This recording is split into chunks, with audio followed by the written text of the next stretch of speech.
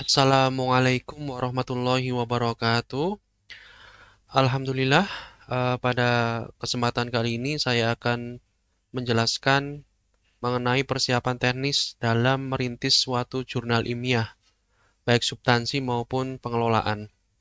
Materi ini saya siapkan untuk acara benchmarking perintisan jurnal statistika Universitas Brawijaya pada tanggal 6 Februari tahun 2021. Eh, Ini adalah biodata saya. Nama saya Dani Kurnianto, STM Eng, ya. Saya sebagai dosen di Institut Teknologi Telkom Purwokerto. Pengelolaan jurnal, pengalaman saya sebagai editor in chief jurnal Infotel, yaitu Sinta 2. Kemudian juga editorial board di jurnal Ijair, Sinta 2. Kemudian section editor di jurnal Jerry, ini jurnal baru ya, jurnal internasional yang baru dirintis di 1 tahun ini. Kemudian juga reviewer di beberapa jurnal nasional, tutor RJI Jawa Tengah, kemudian anggota Himpunan Editor Berkala Ilmiah Indonesia. Ini email saya dani.kurnianto@ittelkom-pwt.ac.id. Nomor kontak saya WA 085663585789. Channel YouTube saya Dani Kurnianto, Instagram @dani_kurnianto. Baik, sebelum kita membahas hal-hal teknis apa saja yang perlu kita siapkan dalam perintis suatu jurnal ilmiah, perlu saya sampaikan dulu perkembangan ya, fakta perkembangan jurnal di Indonesia. Kita lihat ya, data data yang tertampil pada grafik ini. Ini adalah perkembangan jumlah pendaftar ISSN yang bisa mengindikasikan bahwa eh, banyak jurnal baru yang muncul sampai saat ini. Kita bisa lihat di sini mulai dari tahun 2007 sampai 2019. Dari data ini, dari 2007 sampai 2011 itu perkembangannya tidak signifikan ya, hampir cenderung stagnan walaupun ada penambahan jumlah jurnal tapi tidak terlalu banyak. Mulai meningkat itu ya tahun 2012 terus sampai 2016 ini meningkat terus sampai 2019 kenaikannya cukup signifikan ya, kenaikan jumlah pendaftar ISSN yang ini mengindikasikan jurnal baru di Indonesia.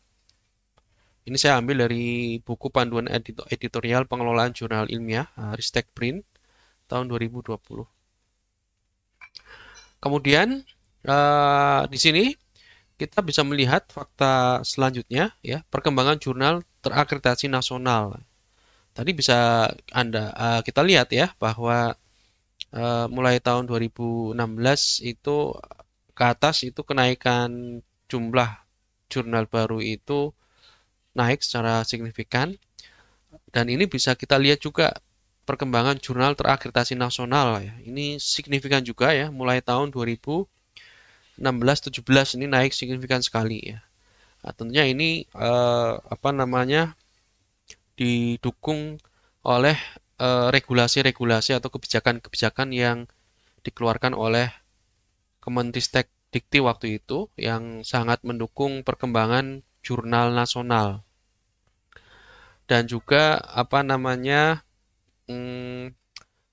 regulasi-regulasi terkait dengan akreditasi jurnal ilmiah nasional seperti itu. Sehingga di tahun 2017 sampai 2019 kenaikan jumlah jurnal terakreditasi itu sangat signifikan, eksponensial nih.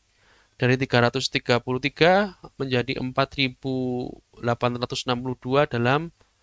dalam 2 tahun ya, 2017, 18, 19, 2 tahun, sangat sangat luar biasa sekali kenaikannya.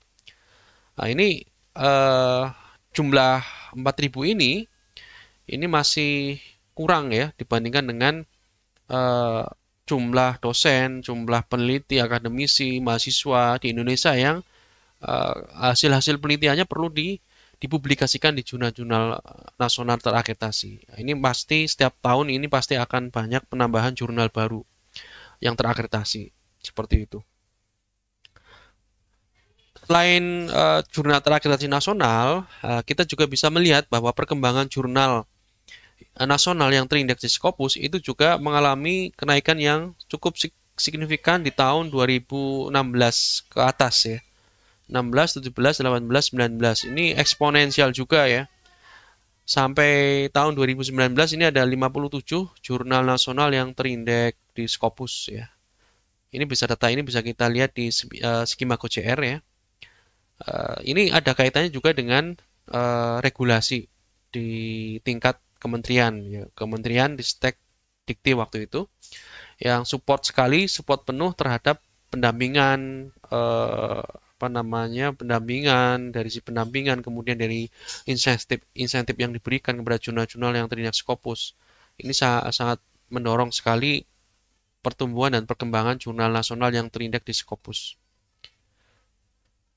Kemudian kita lihat juga dokumen penelitian yang terindeks Scopus yang berasal dari Indonesia. Tahun 2019 kita naik menjadi nomor 1 ya. Ini juga eksponensial mulai tahun 2016 ini. Jadi bisa dikatakan tahun 2016 ini adalah tonggak sejarah ya. Tonggak kebangkitan jurnal nasional di Indonesia ya. Dari sisi jumlah meningkat pesat, dari sisi jumlah terakreditasi juga meningkat, dari sisi tadi jumlah jurnal nasional yang terindeks Scopus juga meningkat pesat. Dari dokumen yang penelitian ya yang tersubmit atau yang terindeks di Scopus juga meningkat pesat secara kuantitas. Ini menjadi nomor 1 di ASEAN, bisa dikatakan di ASEAN ya. Tapi kita lihat faktanya bahwa dokumen-dokumen yang terindeks Scopus itu kalau kita lihat dari sisi citasi, dokumen yang disitasi di Scopus, kita bukan menjadi nomor 1 ya, kita masih menjadi nomor 3 ya. Ini jumlah dokumen yang disitasi. Artinya kita masih kalah dengan Malaysia dan Singapura. Secara kualitas kita masih kalah, secara kualitas penelitian ya. Kalau kuantitas tadi kita nomor 1, tapi secara kualitas kita masih kalah. Ini bisa dilihat dari indikator dokumen yang disitasi maupun jumlah citasi yang ada di Scopus untuk dokumen-dokumen penelitian Indonesia yang ada di Scopus. Kita nomor berapa ini? Bisa nomor, ini kurang jelas ya, 2019 mungkin nomor 4 atau bahkan nomor 5 ini ya. Ini hampir berhimpit yang di Indonesia ini yang warna hijau. Jadi intinya bahwa dari sisi kuantitas, oke, kita sudah mengalami kenaikan bahkan menjadi nomor 1 di ASEAN, tapi dari sisi kualitas kita masih perlu banyak peningkatan, dan ini PR kita bersama untuk meningkatkan kualitas penelitian di Indonesia. Kemudian apa perlunya menerbitkan jurnal ilmiah? Yang pertama, jurnal ilmiah ini digunakan untuk menyebarluaskan hasil-hasil penelitian ya, supaya bisa dimanfaatkan, bisa dibaca oleh masyarakat halayak ramai.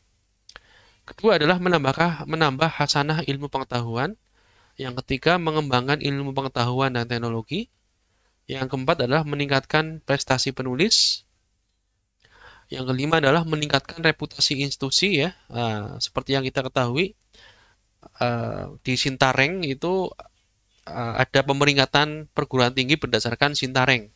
Salah satu poin penilaiannya adalah dari pengelolaan jurnal ya. Jika dalam suatu institusi itu mengelola jurnal terindeks di atau terakreditasi nasional, itu akan memiliki nilai poin yang tersendiri yang itu bisa mendongkrak ranking institusi di Sintareng seperti itu.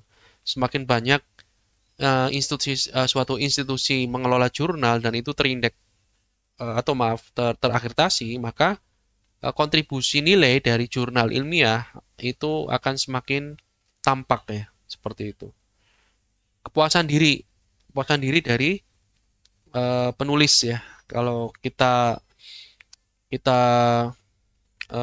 mendapatkan bahwa artikel atau karya ilmiah kita diterima di suatu jurnal bereputasi, maka kita akan merasa puas dan senang dengan kepuasan yang susah untuk kita gambarkan seperti itu. Kemudian selanjutnya adalah memperbaiki daya saing bangsa. Tadi bisa dilihat ya, dengan jumlah kuantitas dokumen yang terindeks Scopus ya, itu kita masih nomor satu ya. Kita masih nomor satu dan itu sudah membanggakan ya. Walaupun secara kualitas kita masih ada PR di situ. Baik, kita membahas yang terkait dengan hal-hal teknis apa saja yang kita siapkan untuk merintis sebuah jurnal baru ya.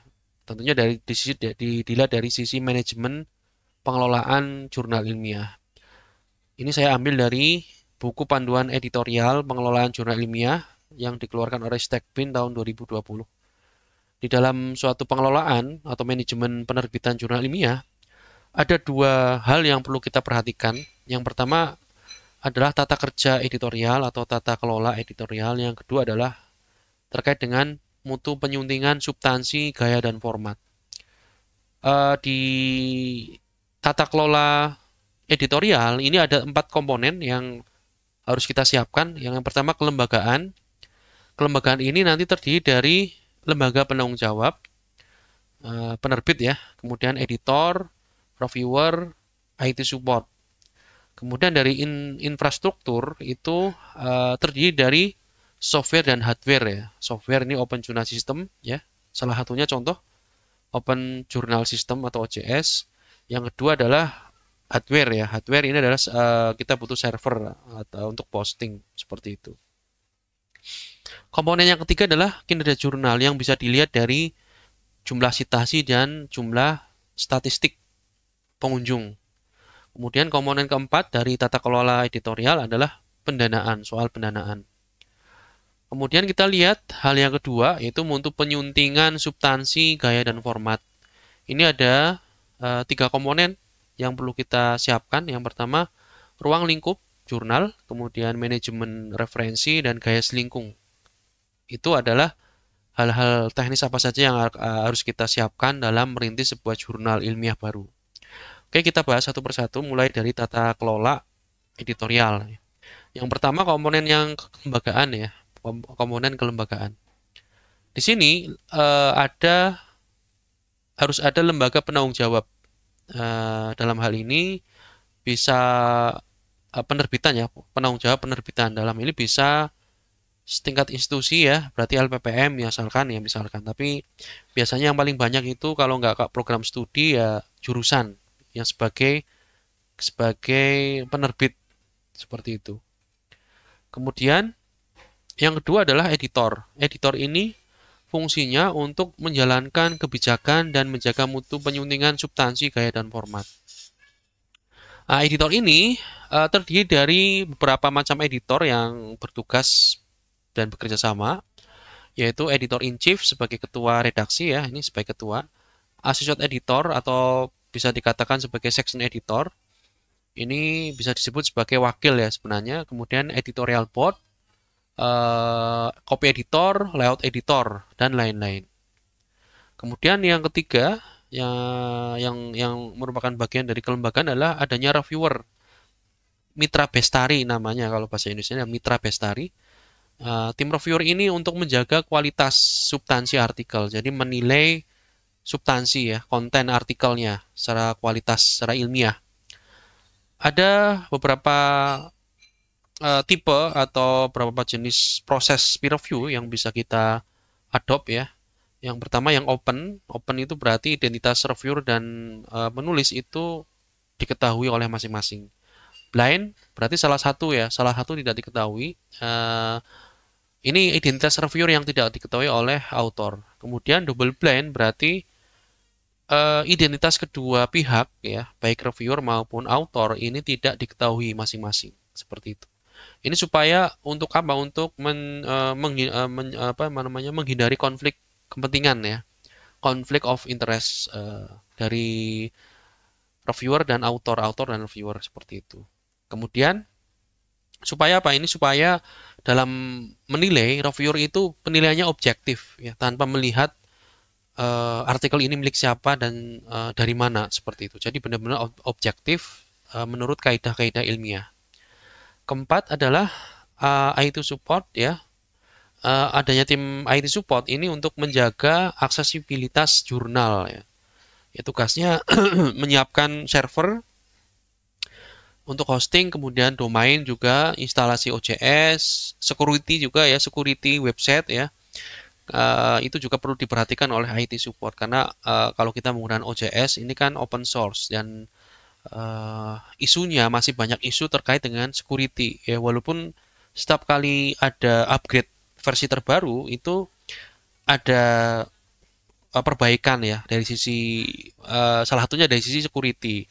Tapi uh, karena ini open source, jadi kemungkinan besar masih bisa atau masih mudah untuk dibobol ya. Karena banyak kasus juga teman-teman yang mengelola jurnal menggunakan OJS ini kena hack websitenya. Nah, makanya IT support perlu membuat backup dan mirroring ya untuk ini uh, untuk apa? Untuk recovery jika terjadi bencana atau masalah dengan website. Seperti tadi ada serangan hacker dan sebagainya. Kemudian kalau kita lihat di borang akreditasi jurnal maksudnya, yang terkait dengan kelembagaan ya, kita lihat nih. Yang pertama adalah Pranata Penerbit ya. Jika kelembagaan ini penerbitnya adalah organisasi profesi ilmiah, maka nilainya paling tinggi 4 nih. Paling tinggi nilainya skornya 4 nih poinnya. Kemudian yang di bawahnya poin 3 ini adalah jika perguruan tinggi itu menggandeng bekerja sama dengan organisasi profesi. Ini nilainya 3. Kemudian di bawahnya lagi nilainya 2 itu adalah jika penerbit itu adalah perguruan tinggi atau lembaga penelitian sendiri ya. Tidak ada kerjasama dengan organisasi profesi. Yang nilai terkecil satu adalah selain ketiga hal di atas ya. Seperti itu. Kemudian yang terkait dengan kelembagaan di borang akreditasi ini adalah terkait dengan pelibatan mitra bestari. Skor 5 jika melibatkan mitra bestari berkualifikasi internasional lebih besar dari 50% dari berbagai institusi. Ya. Jadi lebih besar dari 50% dari total mitra bestari atau reviewer itu adalah berkualifikasi internasional dan itu dari berbagai institusi di luar institusi kita tentunya. Nah, sekarang yang dimaksud dengan berkualifikasi internasional itu bagaimana? Seorang reviewer yang berkualifikasi internasional adalah dilihat dari track record publikasi ilmiahnya selama 5 tahun terakhir. Jadi minimal dia publikasi di jurnal internasional bereputasi. Ada minimal tiga artikel. Dia pernah publikasi di jurnal internasional bereputasi. Maka dia bisa disebut sebagai seorang reviewer yang berkualifikasi internasional ya. Jadi dari rekam jejak publikasinya seperti itu. Kemudian yang skor 3 itu jika melibatkan mitra bestari atau reviewer yang berkualifikasi nasional lebih besar dari 50% dari berbagai institusi. Ini skornya 3. Berkualifikasi internasional itu juga dilihat dari track record publikasinya selama 5 tahun terakhir. Minimal 3 publikasi di jurnal nasional terakreditasi. Itu baru dikatakan reviewer berkualifikasi nasional. Yang di bawahnya ini skor 1 itu melibatkan mitra bestari atau reviewer setempat. Artinya reviewer dalam institusi sendiri ya. Jadi semuanya berasal dari dalam institusi sendiri. Nah, ini skornya 1. Kalau tidak melibatkan mitra bestari sama sekali 0 nilainya. Kemudian yang selanjutnya yang terkait dengan kelembagaan di borang akreditasi terkait dengan mutu penyuntingan substansi ya.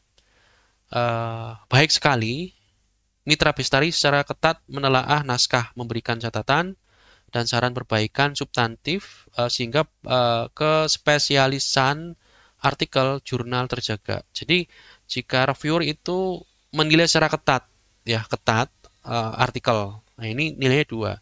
Yang nomor yang poin yang 1 yang di bawahnya itu jika ya baik tapi reviewer ini menilai seadanya ya, seperlunya, memberikan catatan seperlunya. Dinilai tapi tidak terlalu ketat. Kalau yang 0 berarti tidak baik ya. Mitra bestari tidak nyata dampak kinerjanya ya. Kemudian yang keempat yang terkait dengan kelembagaan adalah kualifikasi dewan penyunting atau dewan editor. Nilai 3 jika susunan editor itu adalah lebih dari 50% penyunting atau editor pernah menulis artikel di jurnal internasional. 5 tahun sama jangan ya, kualifikasi internasional ya. 5 tahun terakhir pernah menulis 3 artikel di jurnal internasional ya, maka itu bisa dikatakan sebagai editor berkualifikasi internasional. Kalau poinnya 2, jika kurang dari 50% penyunting pernah menulis artikel di jurnal ilmiah internasional dan seterusnya.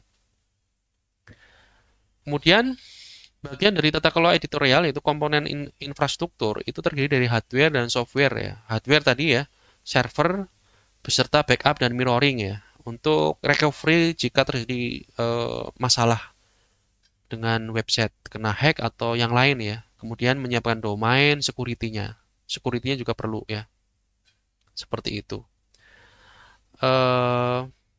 Ini terkait dengan hardware ya. Kemudian software. Nah, software ini terdiri dari sistem manajemen jurnal untuk menjalankan proses bisnis penerbitan jurnal ilmiah. Yang biasa kita pakai adalah Open Journal System. Walaupun ini bukan satu-satunya sistem manajemen jurnal yang bisa kita pakai, tapi yang populer di Indonesia itu adalah OJS ini. Dan saya rasa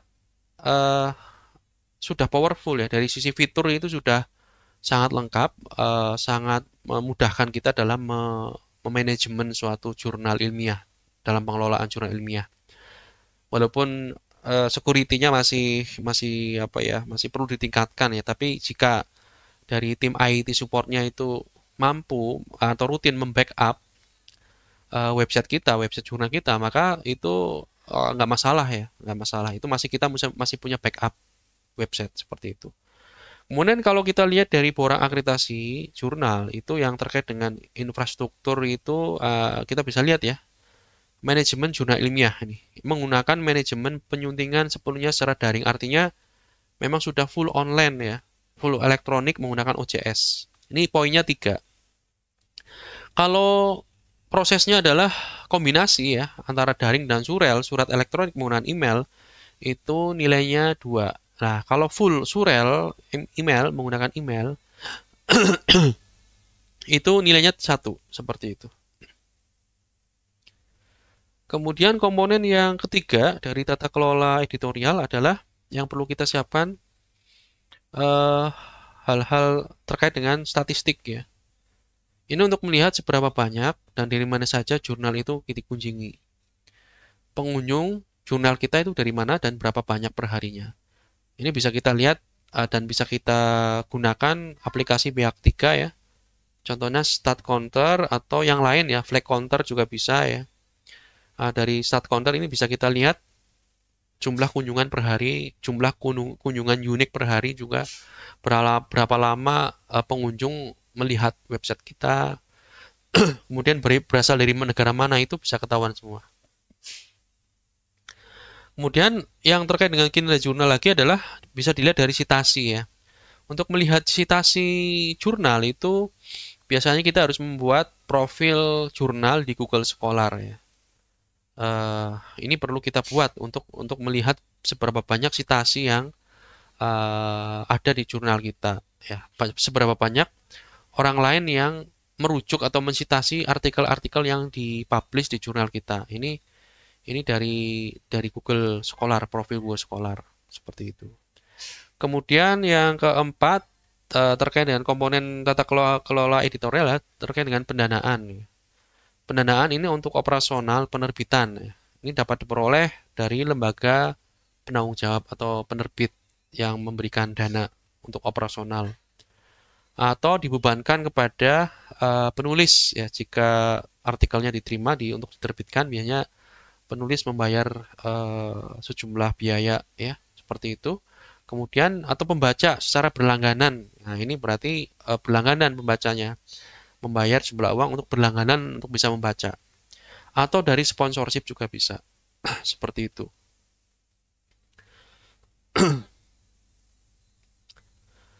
Kemudian kalau kita lihat dari borang akreditasi, hal-hal yang terkait dengan kinerja jurnal tadi, citasi dan statistik, ada beberapa poin dari borang akreditasi yang berhubungan ke sana. Yang pertama, aspirasi wawasan ini adalah jumlah pembaca dan pengunjung jurnal itu berasal dari kawasan mana saja ya. Apakah lokal, kawasan, terus nasional atau regional. Nasional seluruh Indonesia ya pengunjungnya. Regional ya bisa se-ASEAN atau se-Asia. Internasional berarti seluruh dunia pengunjung dari website jurnal kita. Nah, ini. Walaupun aspirasi wawasan tidak hanya dilihat dari jumlah pengunjung, bukan jumlah asal pengunjung saja, tapi ini banyak dari jumlah negara autor ya, autor atau penulis yang mengirimkan artikel atau mempublish artikel jurnal kita itu berasal dari negara mana saja, itu juga menunjang nilai aspirasi wawasan. Juga terkait dengan editor maupun mitra bestari atau reviewer yang kita libatkan berasal dari daerah mana saja. Apakah nasional, regional, atau internasional, seperti itu. Kemudian dampak ilmiah ini sitasi ya, sangat tinggi jika sitasinya lebih besar dari 25. Ini nilainya adalah 5. Ini nilai maksimal 5. Tinggi jika sitasinya 11 sampai 25, nilainya 4 dan seterusnya. Kemudian, nah ini jumlah kunjungan unik ke halaman website. Ini kalau pengunjung unik ke halaman website itu lebih besar dari 50 per harinya, itu nilainya 4 maksimal. Dan jika kurang ini ya, ini ada pembagian nilai 2 dan nilai 1 jika kurang dari 10 pengunjung unik yang mengunjungi halaman jurnal kita. Kemudian dari hal kedua yang perlu kita siapkan ya dalam merintis jurnal yaitu mutu penyuntingan substansi, gaya, dan format ya. Komponen pertama adalah ruang lingkup ya. Ruang lingkup ini adalah suatu cakupan keilmuan yang menjadi acuan dari suatu artikel yang akan diterbitkan oleh jurnal kita. Ya. Jadi yang perlu diperhatikan dari ruang lingkup adalah ini, semakin sempit ruang lingkup, maka semakin baik sebenarnya. Tetapi tantangannya atau kesulitannya adalah dalam mencari artikel. Karena semakin spesialis atau spesifik atau semakin sempit ruang lingkup jurnal, otomatis artikel akan semakin sedikit ya, jumlah artikel akan semakin sedikit ya. Peneliti-peneliti yang melakukan penelitian atau riset di bidang itu juga tidak terlalu banyak dibandingkan kalau ruang lingkupnya lebih luas lagi seperti itu. Kemudian yang perlu diperhatikan kedua adalah semakin luas ruang lingkup, maka akan semakin mudah untuk mencari artikel. Tetapi tantangannya, kesulitannya adalah berarti kita harus mencari editor atau memiliki editor dan reviewer yang banyak juga karena masing-masing ruang lingkup atau keilmuan yang itu menjadi ruang lingkup jurnal kita itu harus ada editor dan reviewer yang mewakili keilmuan tersebut. Kemudian yang kedua tantangannya adalah pesaing jurnal yang sejenis itu banyak ya. Semakin luas berarti semakin banyak seperti itu. Kemudian hal-hal yang diborang yang ada hubungannya dengan ruang lingkup nih, cakupan keilmuan ya. Jika nilainya tertinggi 4, jika ruang lingkupnya atau cakupan keilmuan itu super spesialis ya. Jadi sangat sempit ya kalau sangat spesialis ya. Nah, ini contohnya misalkan taksonomi jamur. Nilai 3 jika agak luas sedikit ya, spesialis ya. Nah, misalkan fisiologi tumbuhan ya, dan seterusnya ya. Dan seterusnya sampai bunga rampai ini adalah kombinasi berbagai disiplin ilmu, misalkan MIPA atau sains alam itu kan luas ya. Masih banyak disiplin ilmu di dalamnya, ada masih banyak cabang ilmu dan sebagainya. Nah, ini nilainya 0,5 ya. Ya kita buat yang ya kalau menurut saya sih kalau bisa dan merasa yakin kita tidak kesulitan artikel, maka kita cari ruang lingkup yang sempit ya. Tapi kalau kita yakin bahwa kita bisa mampu mendapatkan artikel di keilmuan yang kita state sebagai ruang lingkup jurnal kita. Jangan sampai ketika kita sudah men-state ruang lingkup ternyata terlalu sempit, kita kesulitan dan tidak terbit jurnalnya. Itu juga tidak baik. Oke, kemudian gaya selingkung ya. Gaya selingkung itu bahasa sederhana adalah ciri khas suatu jurnal. Ya. Yang sekarang gaya selingkung itu bisa dilihat dari artikelnya, ya, gaya selingkung artikelnya maupun gaya selingkung yang ada di website ya. Karena sekarang pengelolaannya secara online, maka ciri khas website itu masuk ke gaya selingkung ya. Penataannya itu juga masuk ke gaya selingkung suatu jurnal ya. Jadi kalau definisinya adalah gaya selingkung merupakan ciri khas suatu jurnal yang dituangkan dalam bentuk petunjuk penulisan artikel yang akan diterbitkan. Jurnal yang baik tentunya akan konsisten ya, menjaga konsistensi dari gaya selingkung untuk setiap artikel yang diterbitkan. Maka perlu ada petunjuk penulisan dan template penulisan supaya gaya selingkungnya itu terjaga konsistensinya setiap kali artikel itu terbit. Kemudian kita lihat poin-poin borang yang ada kaitannya dengan gaya selingkung. Yang pertama adalah petunjuk penulisan bagi penulis. Ini template ya. Dan template tentunya ya. Petunjuk guidance for authors. Ini petunjuk bagi penulis dan template. Jika ada rinci lengkap, kemudian ada template, itu nilainya 2 di borang akreditasi. Jika kurang lengkap dan kurang jelas 1, jika tidak ada sama sekali petunjuknya itu 0. Kemudian dari mutu penyuntingan gaya dan format dinilai dari artikelnya juga nih, dinilai dari artikelnya. Jika mutu penyuntingannya baik sekali, kemudian konsisten antara artikel dengan satu dengan yang lain, baik itu antar volume, antar nomor itu konsisten sama ya, berarti nilainya paling tinggi 2. Kalau itu adalah baik dan konsisten, nilainya 1. Dan terakhir 0 nih jika tidak baik dan tidak konsisten. Kemudian yang terkait dengan gaya selingkung di borang ini adalah desain tampilan halaman website ini. Dan desain sampul ini juga masuk ke gaya selingkung karena itu merupakan ciri khas suatu jurnal, yaitu tampilan website dan cover. Nilainya 1 jika punya ciri khas dan informatif dan nilainya 0 jika tidak berciri khas dan tidak informatif. Itu yang gaya selingkung ya. Ini saya ambilkan contoh. Ini gaya selingkung di website ya. Di jurnal Bulletin of Chemical Reaction Engineering and Catalyst ini dari Universitas Diponegoro. Ini adalah ciri khas websitenya dari jurnal ini ya. Ini contoh. Jadi nanti rekan-rekan bisa melihat jalan-jalan di setiap jurnal. Pasti tata letak layout jurnal atau website jurnalnya itu pasti akan berbeda-beda. Nah, dan ini merupakan ciri khasnya masing-masing jurnal. Jadi Bapak itu silakan mendesain tata letak websitenya, asalkan itu informatif ya, informatif, tidak membingungkan pembaca. Seperti itu, maka itu boleh ya membuat gaya selingkung sendiri di tampilan website. Ini juga ya sama masing-masing ini gaya selingkungnya, ciri khasnya ya, ciri khas dari websitenya. Kemudian gaya selingkung yang terkait dengan artikel ya, artikel jurnal ilmiah ini. Ini misalkan di sini ada judul sirahan di bagian atas, dan kemudian ada header, kemudian ini ada judul artikel, kemudian ini ada penulis, afiliasi, kemudian ini abstrak, dan genesis naskah. Ini genesis naskah dan abstrak ini dibagi dalam 2 kolom ya. Ini ciri khas juga ya. Ada yang genesis naskah di bawah judul juga ada, itu ciri khas juga ya. Kemudian ini sistematika pembaban ini ya. Bab 1, bab 2 dan seterusnya. Kemudian email korespondensi ini di sini.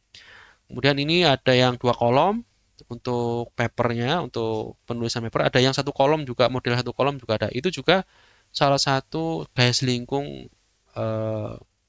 di artikel ya, jurnal ilmiah seperti itu. Silakan membuat ciri khas sendiri tapi tidak menghilangkan bagian-bagian ini ya.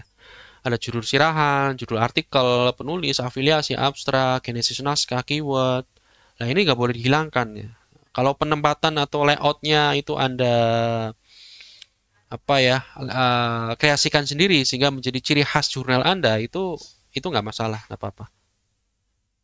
Kemudian yang selanjutnya, yang komponen mutu penyuntingan substansi gaya dan format ini adalah komponen manajemen referensi ya. Satu hal penting, yang inti dalam pengelolaan naskah ilmiah adalah terkait dengan acuan penelitian sebelumnya, ya, atau sitasi, ya, yang dikenal sebagai state of the art, ya. Pasti itu ada di setiap naskah atau karya ilmiah.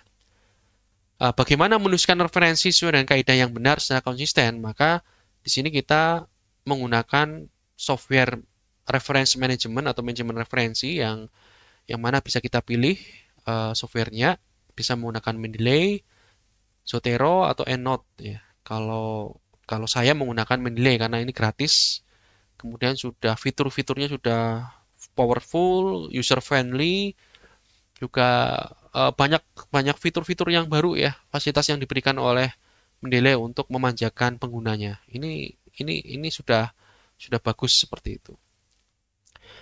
Kemudian kalau kita lihat di borang yang terkait dengan manajemen referensi itu ada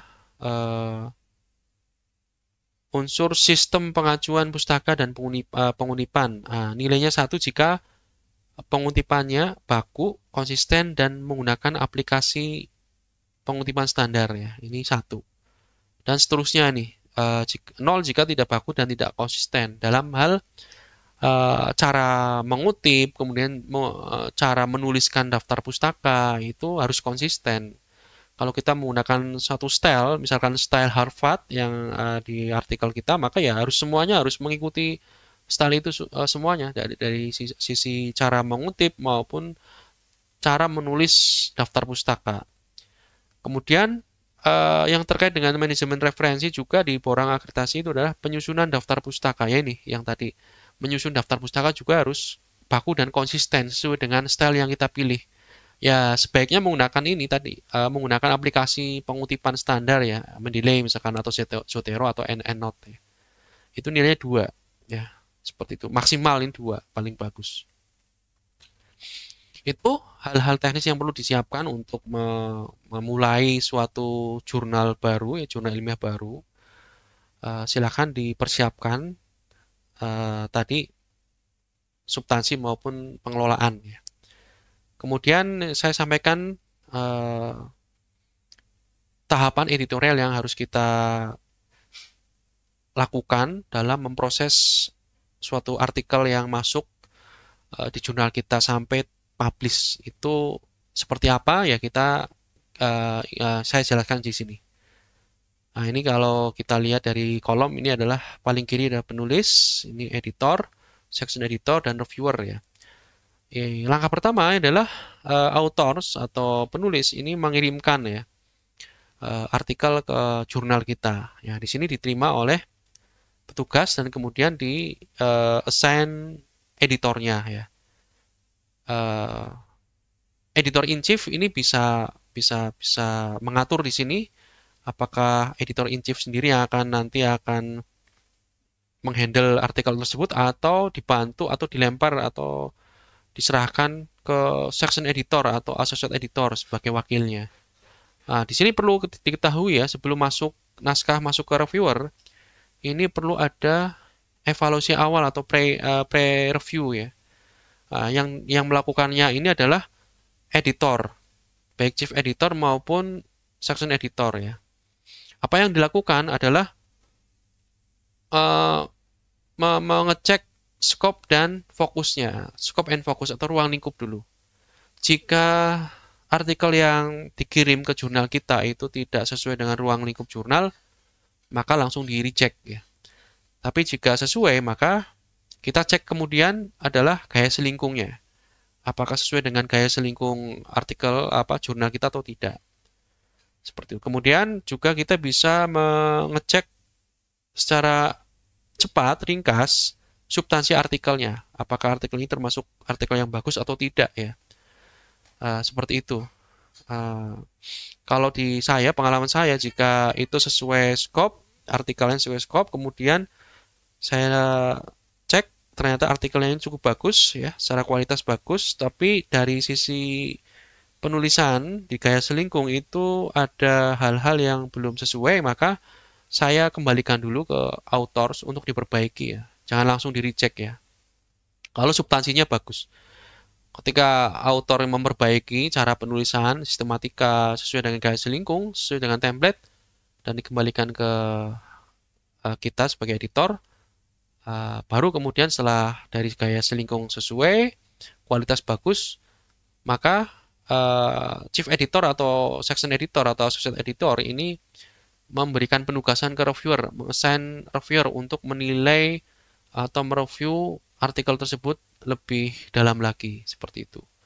Kemudian di sisi reviewer ini ketika menerima penugasan, dia menilai substansi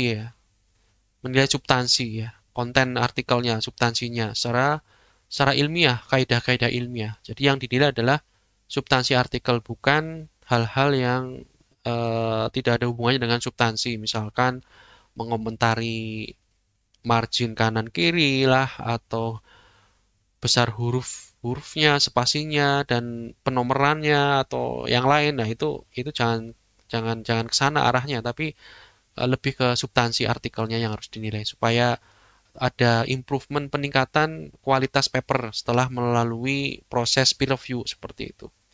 Setelah artikel ditelaah, kemudian reviewer mengembalikan ke editor, kemudian editor melihat rekomendasi dari reviewer. Apakah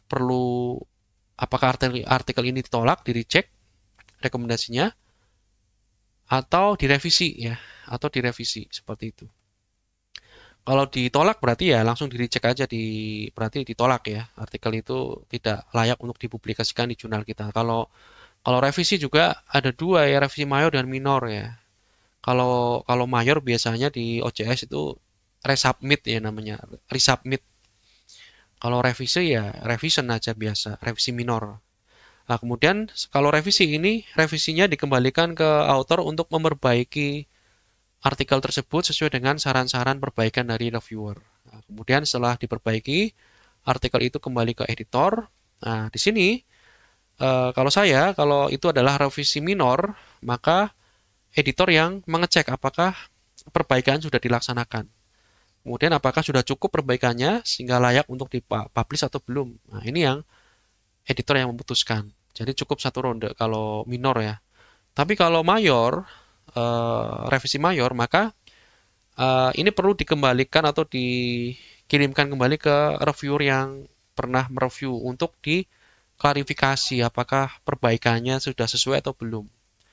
Seperti itu. Dan ini bisa berulang kali ya, bisa berapa kali ronde ya. Ini ronde pertama, ronde kedua, ronde ketiga, sehingga butuh proses yang lama sampai reviewer menilai layak dan sudah cukup untuk bisa dipublikasikan, maka baru editor memutuskan untuk menerima ya, accept artikel tersebut.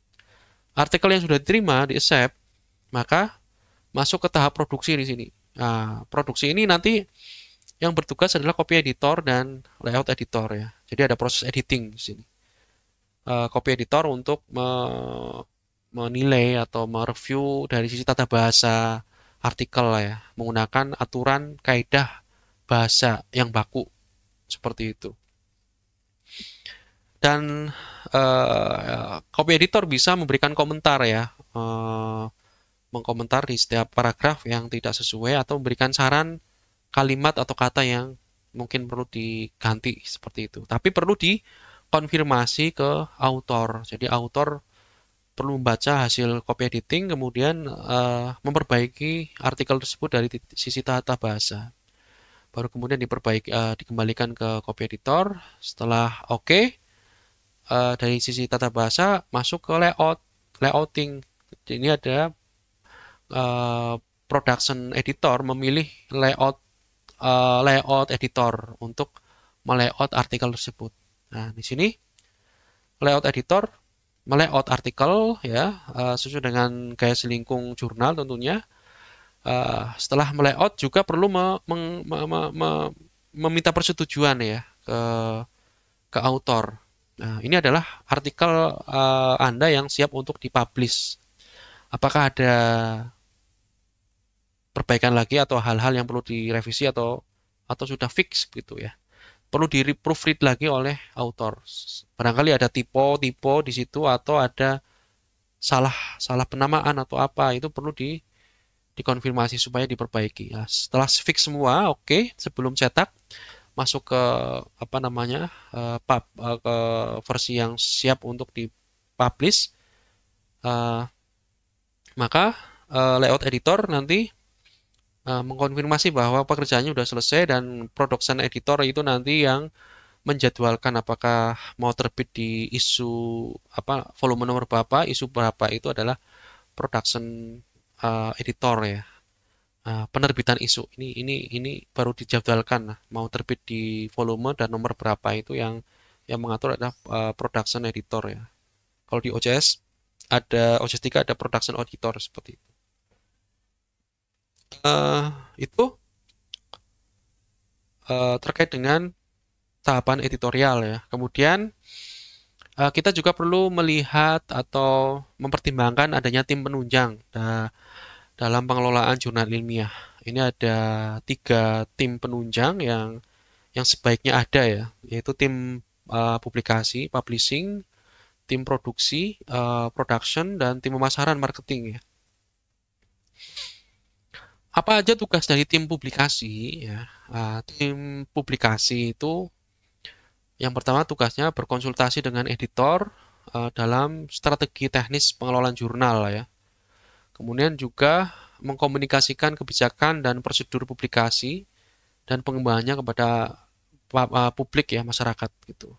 Kemudian mengelola keuangan untuk biaya-biaya operasional, termasuk juga honorarium. Nah, ini di-handle oleh tim publikasi.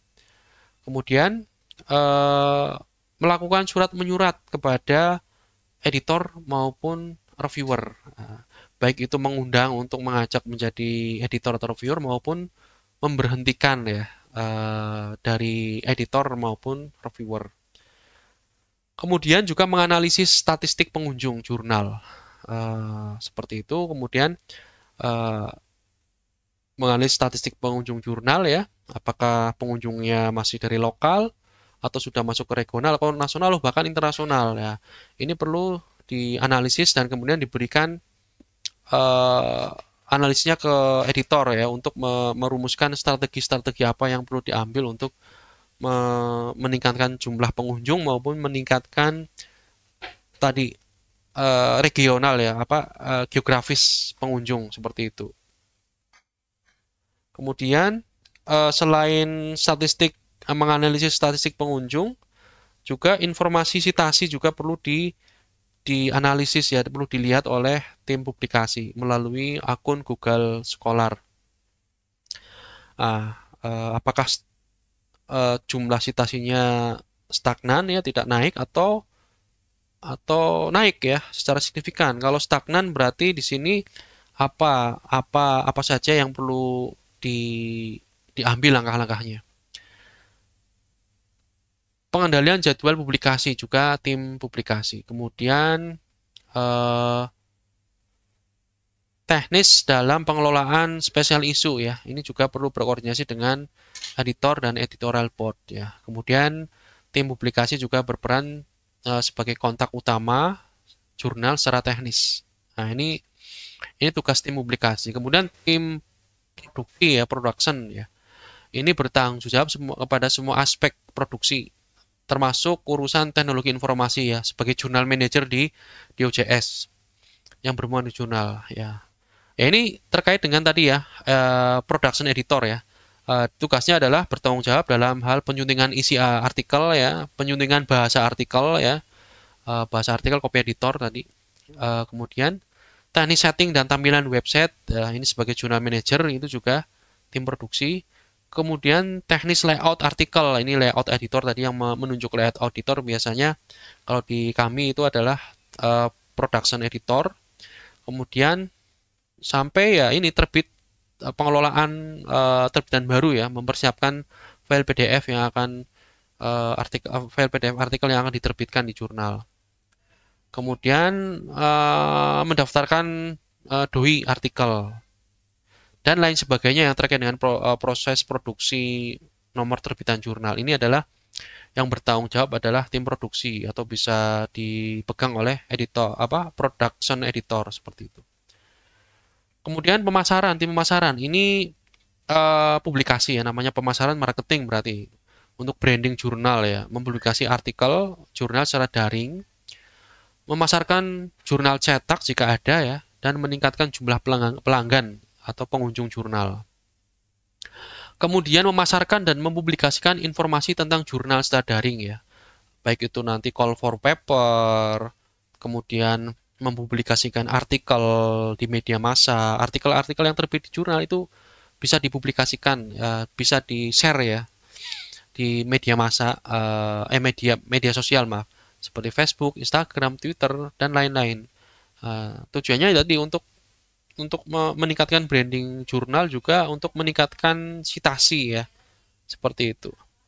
Kemudian juga optimasi mesin pencari, search engine optimization terkait dengan metadata artikel jurnal.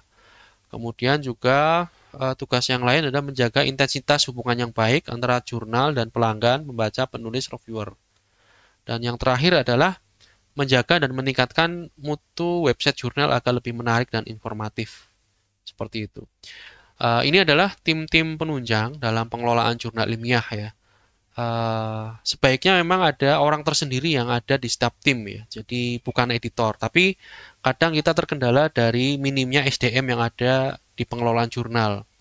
Ini bisa dirangkap oleh editor ya. Kalau misalkan tidak ada SDM yang lain ya. Yang penting fungsinya ada ya, fungsi-fungsi yang tadi ya, fungsi publikasi, pemasaran, fungsi produksi itu tetap jalan dan ada yang megang.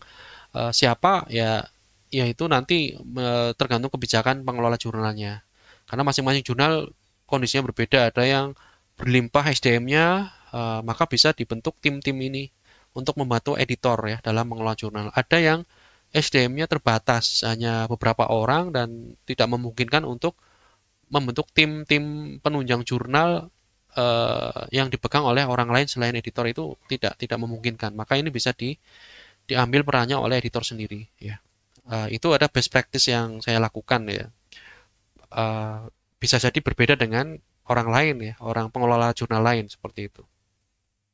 Oke, itu saja yang bisa saya sampaikan ya terkait dengan hal apa saja yang perlu kita siapkan dalam merintis jurnal ilmiah baru. Apa yang saya jelaskan tadi ya silakan nanti dipelajari kemudian disiapkan untuk memulai jurnal baru seperti itu. Jangan lupa